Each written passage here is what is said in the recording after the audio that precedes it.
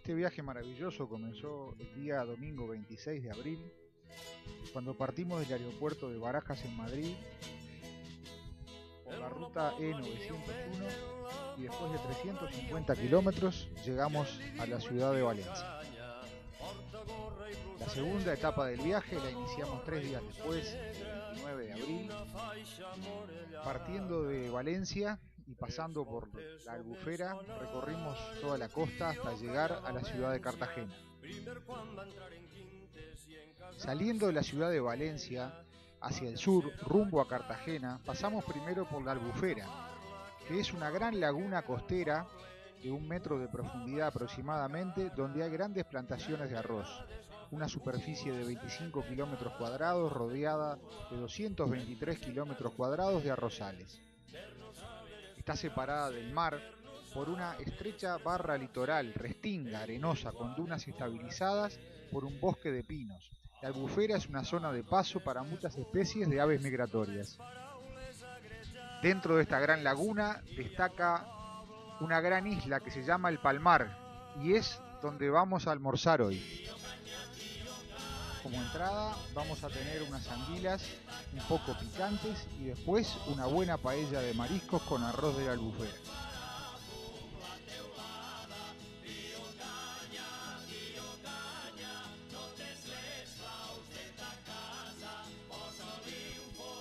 El alipebre es el plato típico de la cocina de la Albufera confeccionado con anguilas. Lleva aceite de oliva, agua, ajos, almendras fritas, anguila, canela molida, clavos, perejil, guindillas, pan frito y pimentón, igual que pimienta negra y sal.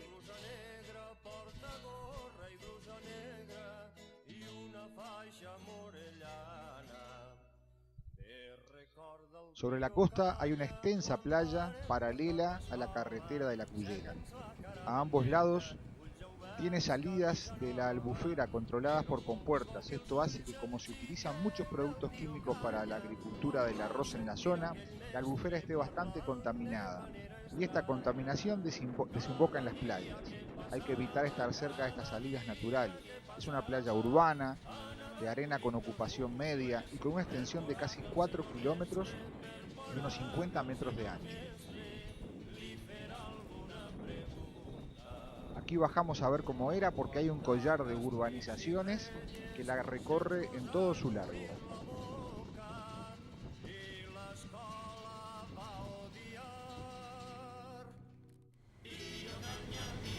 Recorrer la Costa del Sol, como se denomina la costa de Almería, es encontrar una cadena de balnearios uno a continuación del otro. Alrededor de 217 kilómetros y 13 municipios, todos de costa. Los principales destinos turísticos son Vera, Mojácar, Roquetas de Mar o Almerimar.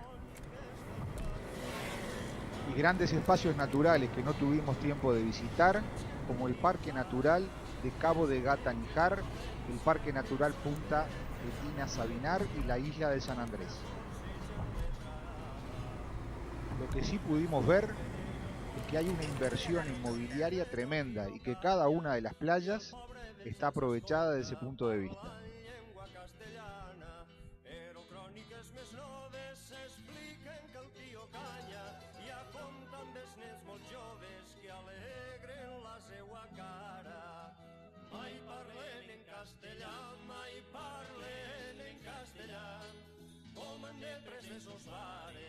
Sinó com la gent del poble, sinó com la gent del poble, la llengua del tio Canya.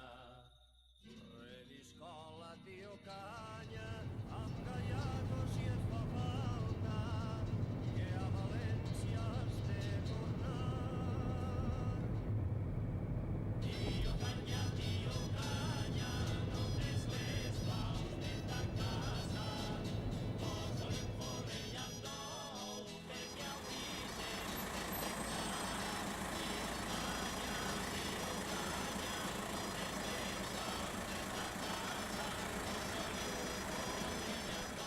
Esto es Cartagena, ciudad y municipio español situado junto al mar Mediterráneo en la comunidad autónoma de la región de Murcia. La ciudad de Cartagena fue fundada como Cart-Hadast por el cartaginés Asdrúbal el Bello en el año 227 a.C. sobre un asentamiento ibérico anterior, tradicionalmente identificado como Mastia. La ciudad conoció su apogeo durante la época romana con el nombre de Cartago Nova, época en que fue capital de provincia tras la división administrativa de Diocleciano. Tras la desaparición del Imperio Romano, Cartagena, con el nombre de Cartago Spartaria, formó parte de los dominios bizantinos en la península ibérica, de la que fue una de sus más importantes ciudades y acaso su capital, resultando destruida tras su toma por los visigodos. Tras ello, Cartagena entró en un periodo de decadencia que no fue revertido hasta bien entrada la Edad Moderna. A partir del siglo XVI, se potenció el papel militar de Cartagena debido a la importancia estratégica de su puerto. En el siglo XVIII se convirtió en la capital del departamento marítimo del Mediterráneo y en el siglo XIX fue incluida en la provincia de Murcia desde 1833. Tal es así que vamos a visitar los principales aspectos arquitectónicos de ciudad romana y de puerto de esta ciudad. Desde finales del siglo XIX y durante todo el siglo XX, la economía de Cartagena se basó en la explotación del zinc, la plata, el plomo y la sierra minera. De ahí las hermosas peatonales que estamos viendo, todas con suelos de losas de mármol. Bueno, y llegando a esta plaza, nos encontramos con que había una concentración extraña de gente. Era raro. Había cámaras, muchos muchachos. Y bueno, esto fue lo que vimos.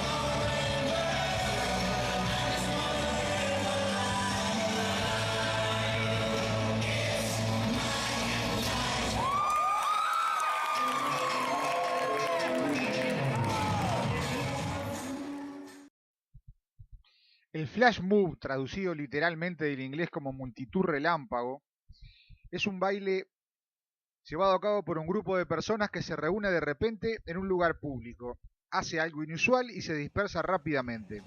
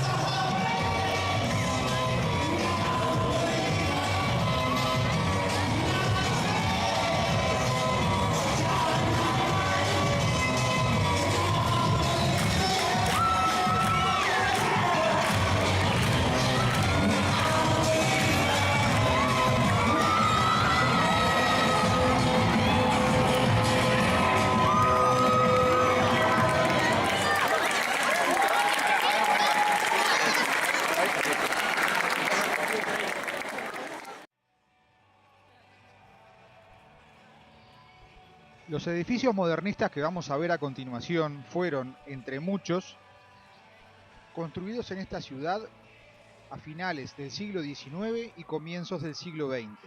Por ello se sitúa entre los principales lugares de España donde se encuentra este tipo de arte. comenzó cuando la burguesía se instaló en la ciudad debido al crecimiento de la industria minera local, destacando muy especialmente en los construidos por el arquitecto modernista Víctor Veltri, entre los que se puede señalar el Gran Hotel, el Palacio de Aguirre y la Casa Maestre. Aquí nuevamente vemos las avenidas peatonales, donde las calles y las aceras son construidas de mármol. El Gran Hotel, construido entre 1907 y 1917, fue comenzado por el arquitecto Tomás Rico y continuado por Víctor Veltri durante la Guerra Civil de 1936 al 39 y hasta la victoria franquista. Fue expropiado y convertido en sede de las Juventudes Socialistas Unificadas y cuartel de milicias. De la obra original solo se conserva la fachada, debido a que su interior fue modificado para ser convertido en edificio de oficinas.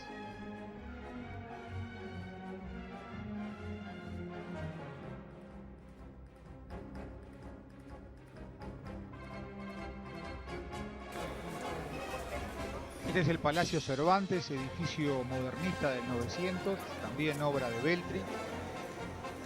Edificio de 4 pisos que en la planta baja es de uso comercial y los 3 siguientes residencial. Actualmente el edificio pertenece a la Caja España y en su tiempo en la planta baja estuvo el Café España, un restaurante muy conocido en la época. Ahora nos toca ver el Palacio Consistorial de Cartagena, también conocido como Ayuntamiento de Cartagena. Es uno de los principales edificios modernistas de la ciudad, construido entre 1900 y 1907, pero este es obra del arquitecto Tomás Rico Ballarín.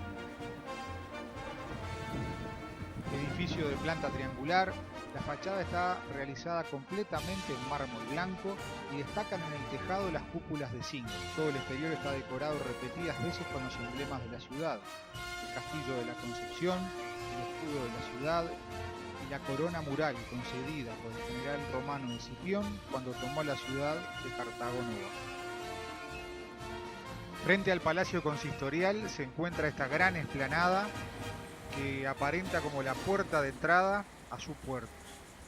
Miguel de Cervantes, en su obra Viaje del Parnaso, en 1614, realizó una breve descripción del puerto de la ciudad de Cartagena, que se haría popular con los años, tras ser colocados estos versos en lugar preferente en el puerto de la ciudad.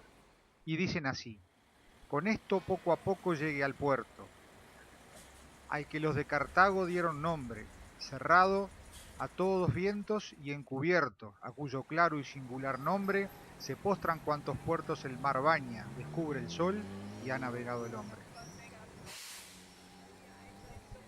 Eso sí, ya se ven musulmanas en la zona.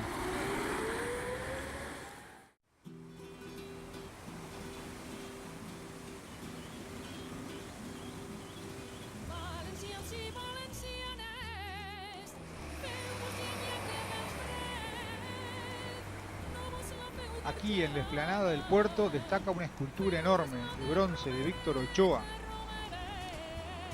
La obra de 4,80 metros de altura y 2 toneladas de peso muestra a un hombre reflexionando desnudo y sentado, abrazándose las piernas y con la cabeza recogida y en posición casi fetal. Fue elegida por el ayuntamiento de la ciudad para representar el homenaje de la misma a las víctimas del terrorismo. La estatua había estado anteriormente expuesta en los Jardines del Retiro de Madrid y fue inaugurada en su actual ubicación el 4 de abril de 2009.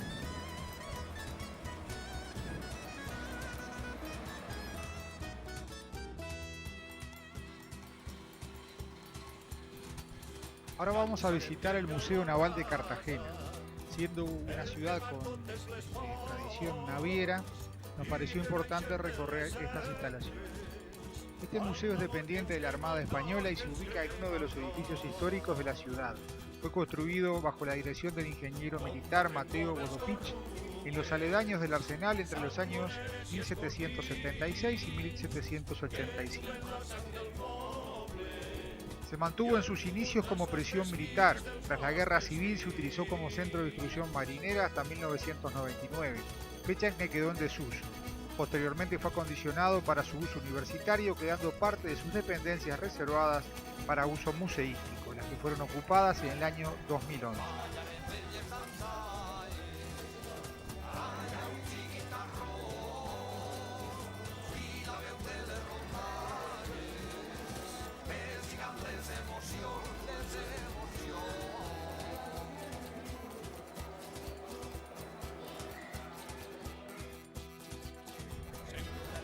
A continuación, y luego de ver las maquettes que están en esta sala, vamos a ingresar a la que está destinada a Isaac Peral. Isaac Peral fue un científico marino y militar español, teniente de navío de la Armada e inventor del primer submarino torpedero, conocido como el submarino Peral. Tuvo una intensa carrera en la Armada Española, interviniendo en la Guerra de los 10 años en Cuba y en la Tercera Guerra Carlista, por lo que fue felicitado y condecorado. También destacó trabajos y misiones de carácter científico.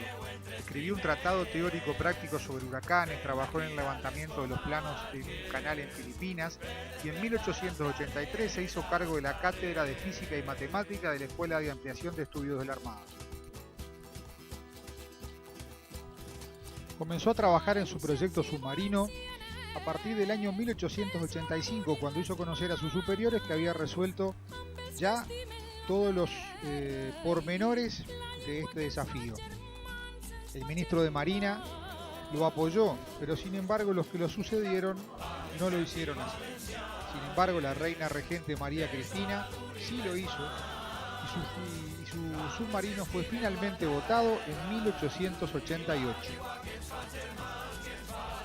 Sin embargo, a pesar del éxito de las pruebas de la nave, las autoridades del momento desecharon el invento y alentaron una campaña de desprestigio en contra del inventor, a lo cual no le quedó más remedio que solicitar la baja de la Marina e intentar aclarar a la opinión pública la verdad de lo sucedido. Finalmente, el inventor falleció a causa de un cáncer de piel en 1895. Su nave, el submarino Peral, medía 22 metros de eslora, 2,76 de puntal y 2,87 de manga y desplazaba 77 toneladas en superficie y 85 en inmersión. La propulsión se obtenía por dos motores eléctricos de 30 caballos cada uno y la energía la suministraba una batería de 603 elementos. Incorporaba además un tubo lanzatorpedos, 3 torpedos, un periscopio y un sofisticado aparato de profundidades, todo de su invención, que permitía al submarino navegar en inmersión a la cota de profundidad que deseaba su comandante. Incluso durante el lanzamiento de los torpedos.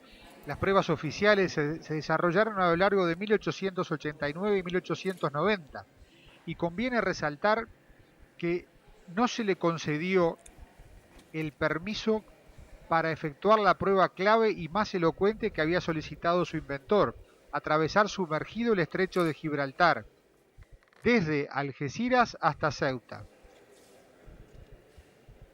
A pesar de ello, demostró que podía atacar a cualquier buque de superficie sin ser visto y que constituía una excelente arma.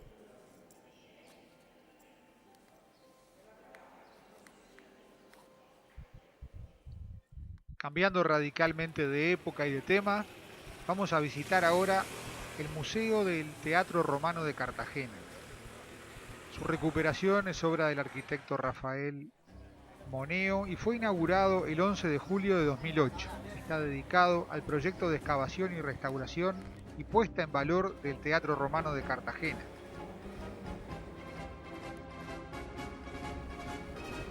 En 1988, y de forma totalmente accidental, se descubrieron los restos del Teatro Romano de Cartago Nova, un edificio del que no se tenía ninguna constancia histórica ni arqueológica.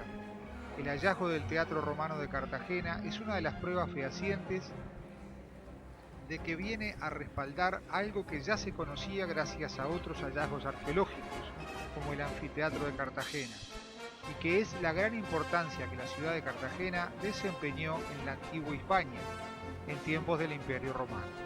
El motivo por el que no se tenía constancia de la existencia del teatro y que su ubicación haya pasado inadvertida durante siglos es que el emplazamiento donde se encuentra este teatro romano es uno de los pocos lugares de la ciudad de Cartagena donde la actividad humana ha estado presente de manera constante a lo largo de la historia, con lo cual se construyeron sobre los restos del teatro diversas edificaciones a lo largo del tiempo, hasta ocultarlo totalmente.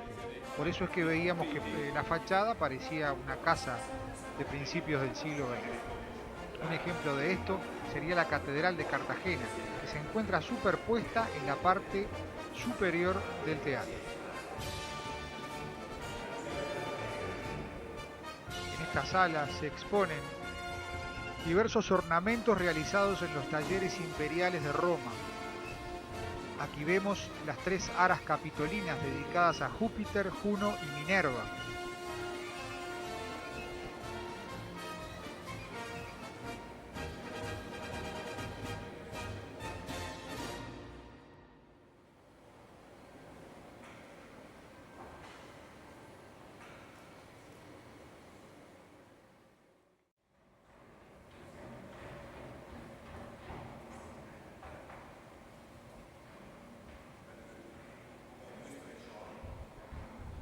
Al final del recorrido, el visitante puede acceder a la última gran sala del museo, que es realmente el teatro. Se pueden recorrer los pasillos del graderío y transitar por las escaleras radiales, que permiten bajar al espacio de la orchestra y al escenario, así como visualizar la restitución parcial de la fachada escénica. Este teatro romano, construido en el siglo I, fue levantado siguiendo los preceptos de Marco Vitruvio, arquitecto de Julio César. Este edificio fue utilizado para llevar adelante, mediante el teatro, la propaganda política y religiosa de César Augusto, representado en este caso por 2 jóvenes príncipes, Cayo y Lucio, que eran nietos suyos, y muy probablemente participaran en la financiación del teatro y en la elección de la ornamentación.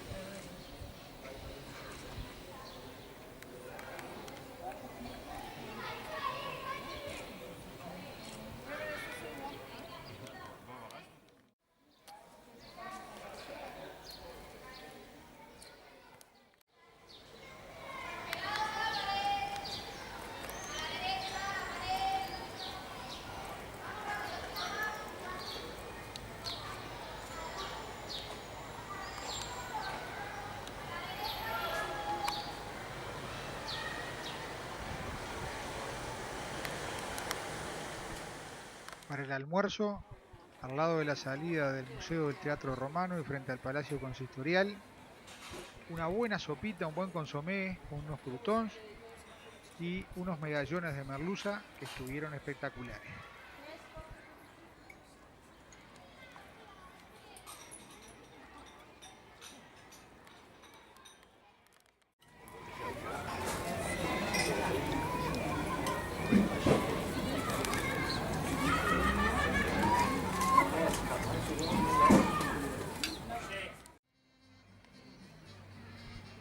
Mientras que esperamos el barco que nos va a llevar a recorrer la bahía, podemos decir que actualmente por la ciudad portuaria han pasado ya más de medio millón de cruceristas que se han creado una comisión para el seguimiento de este tipo de turismo y se ha obtenido el Premio Excelencia Empresarial de la Confederación de Organizaciones Empresariales de Cartagena.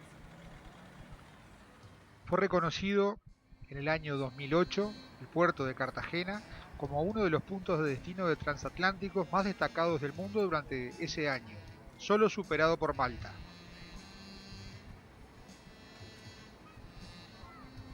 En lo referente al puerto, también se puede decir que a nivel de España es el 4.º puerto, atrás de Algeciras, Valencia y Barcelona, por delante de Tarragona, Bilbao y Huelva.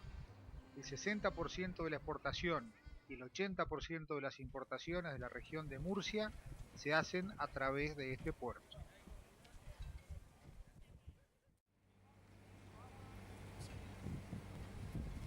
En Cartagena está ubicado también un importante astillero, uno de los más importantes de Europa, que se dedica desde la construcción de enormes yates hasta barcos militares y submarinos.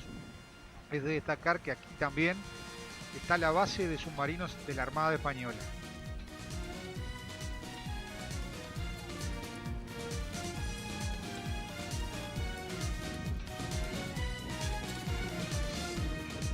Con una guitarra y un par de palillos nació el paso doble flamenco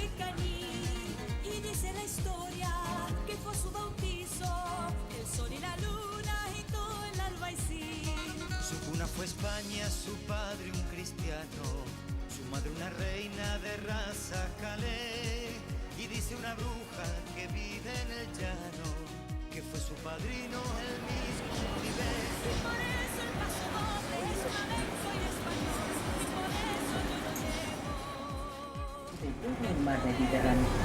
During the past 3,000 years, diverse peoples and cultures fought for the control of this strategic site.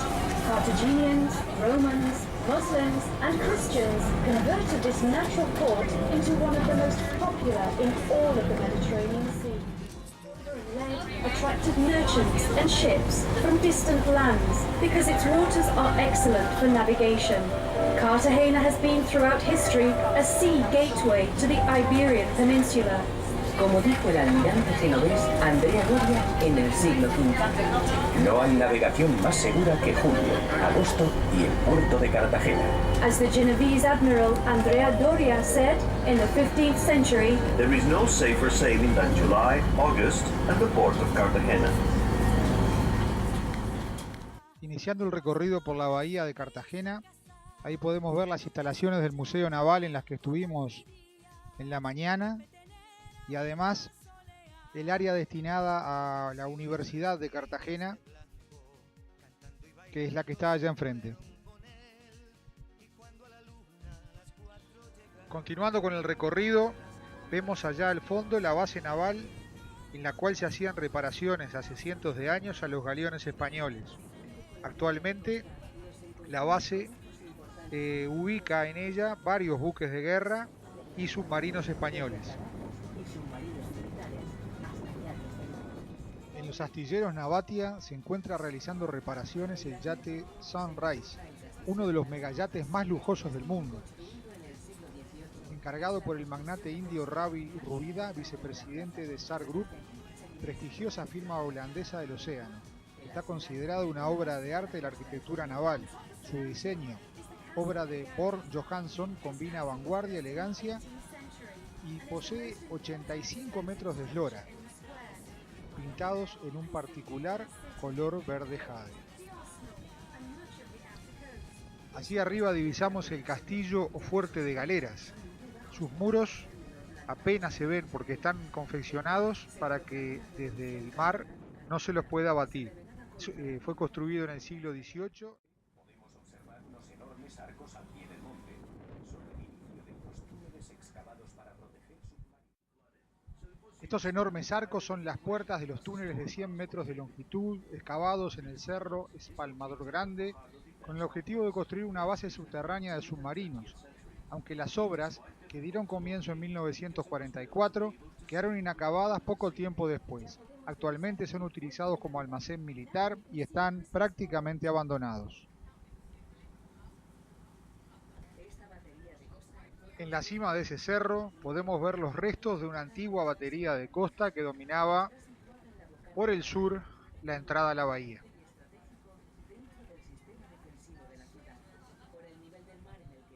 Continuando por el brazo sur de la bahía, vemos el fuerte de Navidad.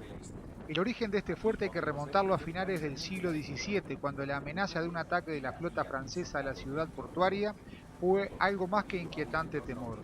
Tras los bombardeos de Alicante y Barcelona en 1691, Cartagena se había convertido desde 1668 en una importante base naval, al haber ordenado la corona que las galeras de España invernasen en este puerto. Por tanto, era necesario impedir que los buques enemigos pudieran poner en peligro la seguridad del puerto, y así, en el contexto de la Guerra de los 9 años, de 1688 al 97, se construyó una plataforma donde disponer la artillería y proteger a sus sirvientes con un parapeto.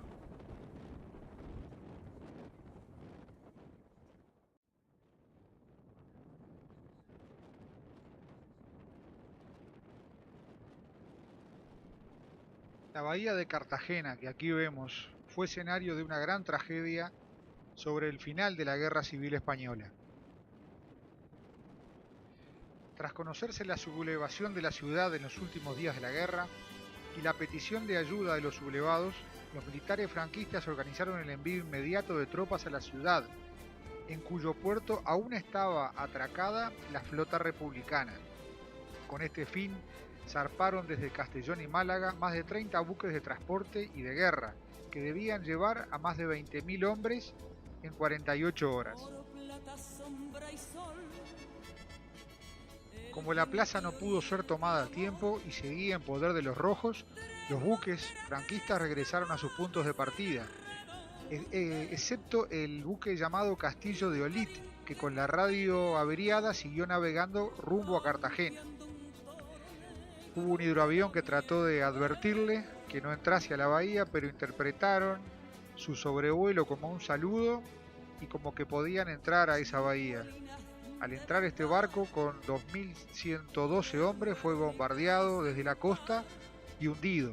Allí murieron casi 1.500 de los 2.100 que estaban en este buque.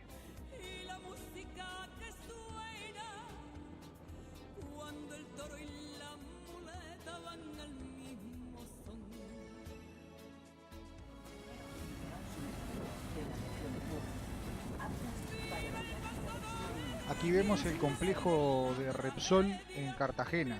Este complejo industrial centra su actividad en la producción de gasoil, un producto demandado en el mercado nacional y que además es deficitario en España. Además produce gas butano, gasolina, naftas, queroseno de aviación, azufre, coker de petróleo, bases lubricantes y asfalto. El 15% de la producción española de derivados del petróleo se lleva a cabo aquí, con un total de 11 millones de toneladas anuales.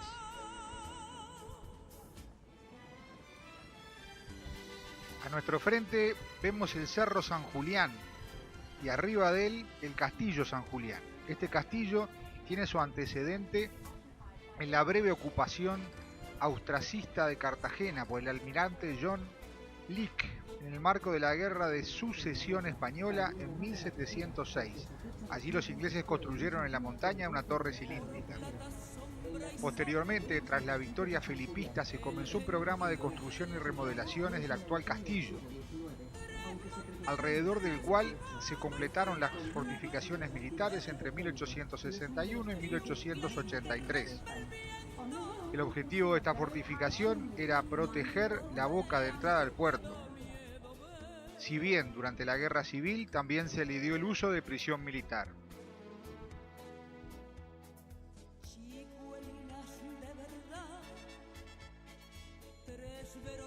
Actualmente, la jurisdicción pasó del Ministerio de Defensa a la empresa de telecomunicaciones Telefónica, que ha instalado diferentes equipos e instalaciones, además de antenas que comparten el espacio con la Radio Nacional de España y con el Cuerpo Nacional de Policía.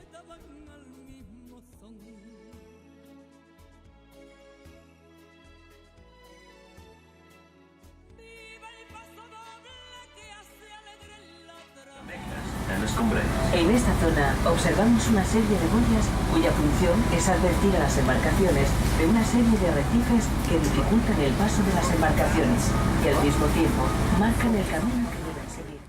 Que fueron artilladas con 6 cañones. Se construye a finales del siglo XIX y ocupa el lugar donde se construyó en el siglo XVII el Fortín de Santa Ana. We are now headed back into calmer waters inside the bay. After Tricamontica's battery is Cala Cortina, a cove with a lot of tradition in Cartagena, the urban beach closest to the city and a place of leisure for its citizens. It was awarded the Cure for Quality. Next to Cala Cortina, we can see the Battery of Santa Ana, a neoclassical style building with 6 vaulted casemates, which were armed with 6 guns. It was built in the late 19th century in the place where the Santa Ana fort was originally built in the 17th century. Enjoy a mixed fish fry or a good caldero, a typical rice dish of the area. También es un barrio que desempeña un papel importante dentro de la Semana Santa cartagenera, más concretamente en la madrugada del Viernes Santo. It is also an area that plays an important role in the Carthaginian Holy Week, specifically in the early hours of Holy Friday. Terminando con el paseo de la bahía, nos venimos para el Castillo de la Concepción, en el Cerro de la Concepción.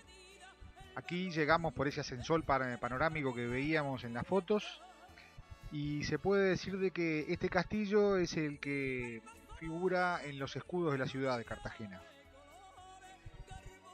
Además de las hermosas vistas de la vieja plaza de toros, del anfiteatro que se encuentra en la cima del cerro y del teatro romano, hay unas vistas espléndidas también de la bahía de Cartagena que se puede apreciar en todo su esplendor.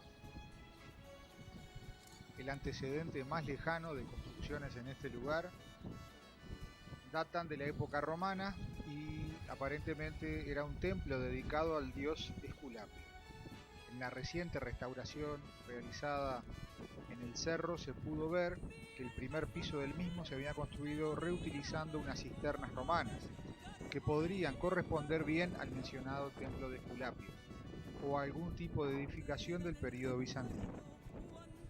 Durante mucho tiempo se pensó que la ciudad de Cartagena había prácticamente desaparecido durante la dominación musulmana. Sin embargo, por diversas fuentes árabes, se sabe que la ciudad tuvo cierta importancia a partir del siglo X y especialmente durante el siglo XII. Restos del poblamiento árabe de la ciudad han aparecido en diversas excavaciones realizadas en el casco antiguo, especialmente en las del Teatro Romano. Del estudio de algunos torreones y ruinas, se ha descubierto que parte de las murallas del actual castillo esconden embutidos torreones correspondientes a una alcazaba musulmana del siglo XII. Ahora nos encontramos en el yacimiento arqueológico del barrio del Foro Romano, lo que era parte de Cartago Nova. Está constituido por un conjunto de edificaciones romanas construidas en torno a una de las principales vías de la ciudad de aquellos tiempos, el decumano. Desde este decumano se accedía a un gran conjunto termal y a un gran edificio con un atrio que se ha identificado como una sede de un collegium. Aquí estamos viendo el edificio del atrio, construido en estilo toscano y que se ha identificado como sede del collegium. El edificio constaba de 2 plantas y lo más destacable es que todas las estancias estaban decoradas con destacables pinturas murales. Por otra parte, las termas contaban con salas de agua caliente, caldarium, de agua fría, frigidarium, y un sauna, sudatio, además de una palestra para ejercicios gimnásticos. Todas estas instalaciones fueron utilizadas desde el siglo I hasta el siglo IV. En el siglo V fue reutilizado y para su reconstrucción se emplearon materiales procedentes de otros edificios públicos de la época augusta, al igual que ocurre con otras construcciones de este mismo periodo en Cartagena, como el mercado construido sobre el Teatro Romano con materiales procedentes del mismo. El edificio se abandona finalmente en el siglo VI, por tanto está documentado el uso del edificio, aunque no siempre como zona termal, durante el Alto y el Bajo Imperio, y la antigüedad tardía hasta el siglo VI, habiéndose incluso encontrado monedas del reino vándalo.